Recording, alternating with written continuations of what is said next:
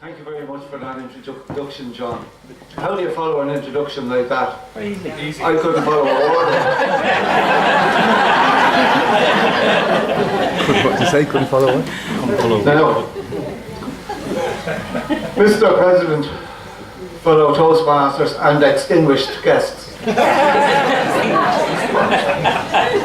I'd like to begin, by the way, but I am aware that there are people here who are not in Toastmasters.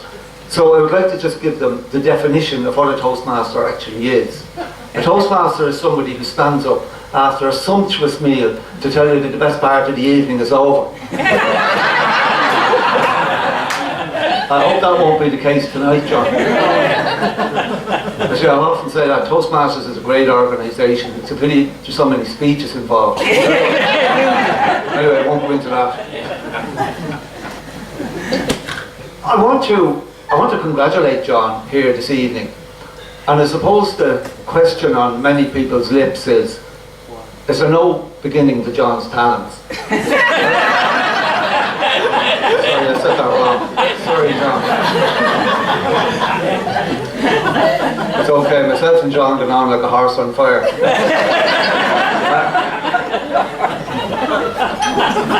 I remember the first time I met John Kelly. It was at a Toastmasters meeting, strangely enough, and I walked into the room and I saw this man, silver haired, not dyed at all, impeccably dressed. He had what I would consider an air of quiet confidence. So I went straight over because John was sitting beside him.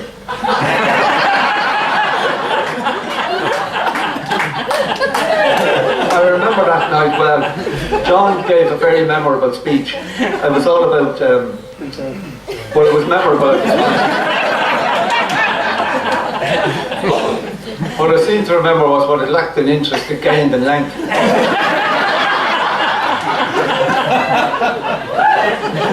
John was on the end of a very charitable evaluation that evening. It wasn't so much a whitewash as a steam clean. Now, one thing I have to say about John is that whenever he's called on to speak at a moment's notice, he always rises to the occasion. He just doesn't know when to sit down again. Now, I'm not saying John is the most long-winded speaker in Toastmasters. God knows there are enough people vying for that particular activity. But you would be up there, John, in the top one.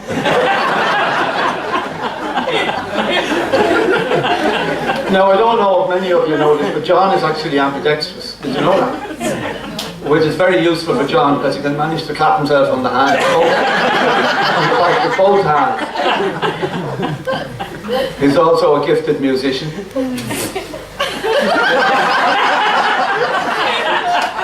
That got a laugh on its own, John. He plays the guitar with aplomb, and sometimes he doesn't even bother with the aplomb. And if you twist his arm later on, he might even sing a song for you. Isn't that right, John? And when you hear him singing, you might think his arm is being twisted. Now, I have to tell you this. I went down to the library this morning. I went up to the librarian and I said, "Do you have any books by Shakespeare?" She said to me, "Which one?" I said, "William."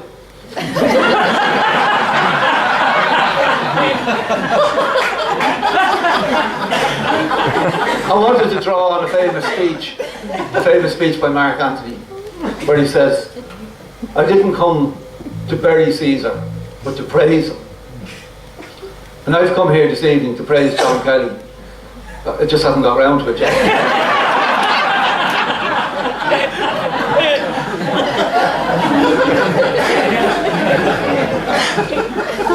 Now, when an artist completes a piece of work, they stand back and they look at their work, and they don't judge it. They look at it and they say, "Yesterday, this didn't exist. And today, I've created something that the people will benefit from. 12 months ago, this club didn't exist. If you look around you now at all the people here, Toastmasters, friends of Toastmasters, This didn't exist. Dublin South Toastmasters didn't exist 12 months ago. It was only a dream. But it didn't remain a dream. Because some people dare to ask the question, could we start a club here?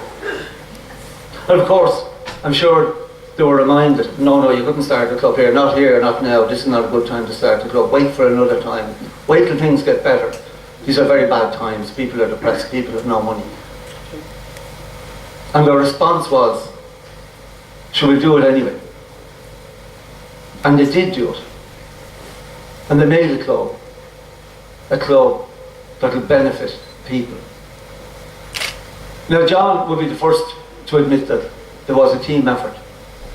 And that's true, and he mentioned some of the people involved in that before, and the clubs who contributed. It was a terrific example of cooperation among Toastmasters. But I just want to single out John particularly this evening, because John has been a great help and a friend to me for the past 12 months.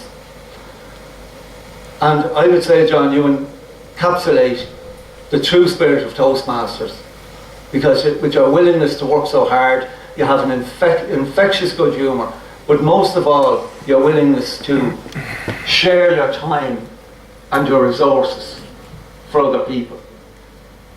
And I suppose the question on people's lips now is there no end to his phone bill?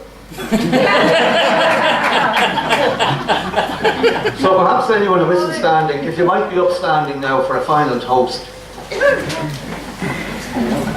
My drink is gone.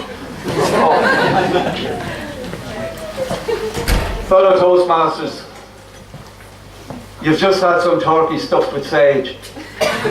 Now I give you a sage stuffed with turkey. John Kelly.